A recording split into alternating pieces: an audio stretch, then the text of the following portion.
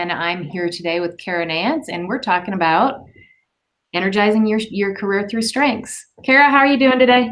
I am fantastic, as I seem to be almost every Monday, because I get to hang out with you. How are you doing, Kristin?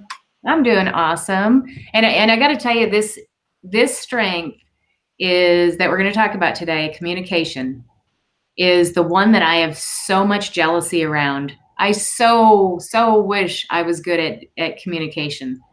But let's talk a little bit about what that means. Okay. So I will give you the proper definition from Gallup on communication. And, every week when I'm looking down and reading it directly off, that I would tell you be like one indicator of the fact that I'm low in communication, because I can't remember it. I can't like eloquently just throw it out there and sound good. So I'm going to give you the official definition of communication. It's people who are especially talented in the communication theme generally find it easy to put their thoughts into words. They're good conversationalists and presenters.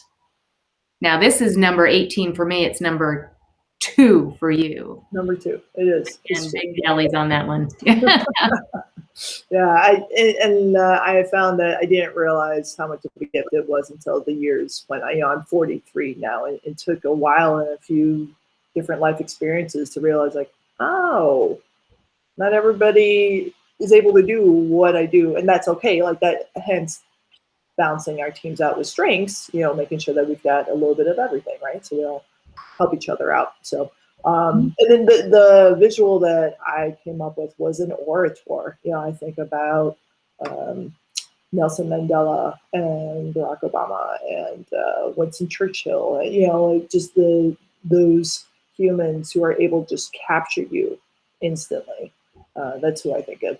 I think too of like your stand-up comics. I mean, who has a better grasp of of communication than a comedian, right? Absolutely. Yes. Yeah. Absolutely. Yeah. I was actually hanging out with one on Saturday night, and it was like, wow, you're not even on, and you're on right now. Yeah. I know, right? Yeah. Yeah. Absolutely. So communication. How then do you see communication showing up in work? What would be your examples?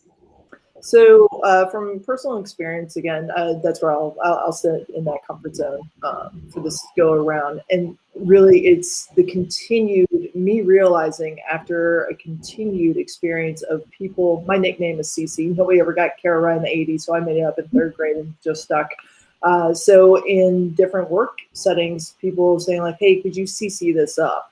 And I realized after it took a couple of years to realize what they're saying is not that I can proofread. Yes, I know where to put the period and semicolon, but it's my way with words and how I structure it to get the point across in the way that I do. So that would be my example. How about for you? Yeah, so for me, running marketing departments for years and years, I had people that were content writers. I had copywriters that I would reach out to. And I always knew, I was like, even on presentations or things that maybe were not in marketing, I'd be like, gosh, can you just make this sound better for me?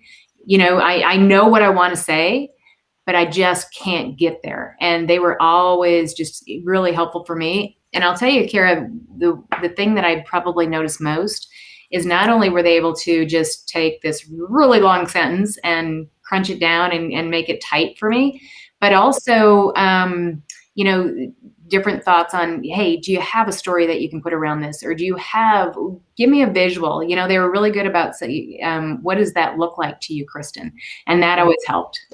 Yeah. And you know what, you're offering in some insight right now that I hadn't put together. My dad was advertising and PR guy after his 21 years of Army. In fact, he did PR in the Army as well. And I always thought my gift of being able to do that was because my dad was in marketing, old Goldie and Mather, and then like the whole gamut.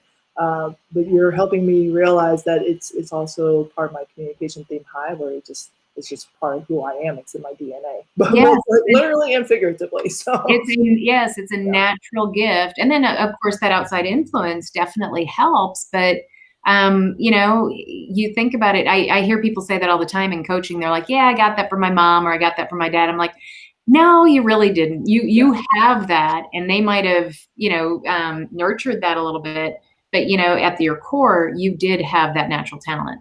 Right, right. Yeah, which speaks to the Gallup, the insights, right? That it's about the maximizing with the time, that then it becomes the strength, like having the opportunities with the skills. It's not just the raw talent, like that's where it starts, but then to Yep. help anchor it. Yeah, absolutely.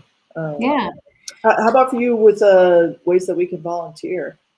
Yeah. So for people that are high in communication, to me, ways that you could volunteer are, if you enjoy communicating through writing, would be to offer up that writing skill. And then the other thing I thought about was helping to coach other people. So in my years as running marketing departments, I had to do things like get up and speak at conventions and conferences, and to the salespeople.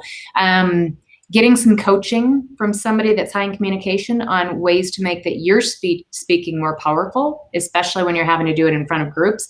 And then the last thing I'd say is if you're working on a team effort, you be the one to raise your hand and say, let me do the presentation to the big group, if that makes sense in your organization.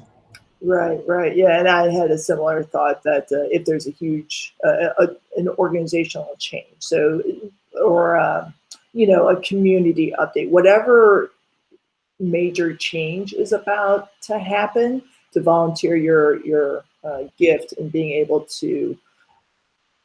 I have found that those with communication theme high are able to soften the blow a bit, because we're able to really speak to the brain science, and that the brain really does only understand pictures.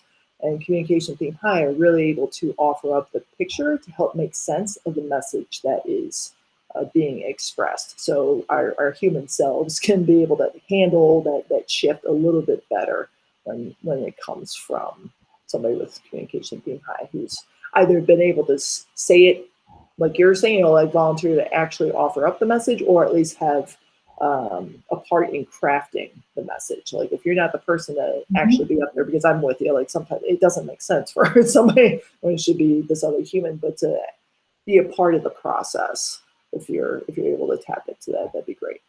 Yes, absolutely. Because I can tell you, yeah, I'm a lot more straightforward. Here's what the message is. And you're right, to be able to just smooth those edges a little bit is always good, especially on tougher situations.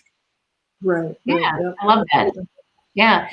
So of course, the reason why we do this every week is we want you to be able to use your natural talents in your work and really just love what you do, And Kara, you speak so eloquently, of course, about that. Anything you want to add to that?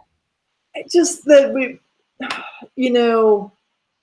I'm while I'm doing my coaching, I'm also bartending a bit here and there. And I gotta be honest, now that more of our populations are fully vaccinated and coming back out, I'm hearing a lot more from the human experience day in and day out from industries across the board, where I'm hearing these consistent stories of like, man, the way we're working, it's almost painful. And that's what I want to leave with all of you friends, that it doesn't have to be painful. You could actually enjoy your day in and day out across industries.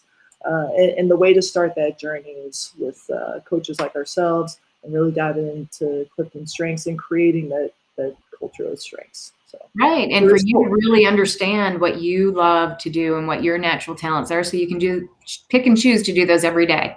Yes, absolutely. Absolutely. Awesome. All right, my friend. We'll see you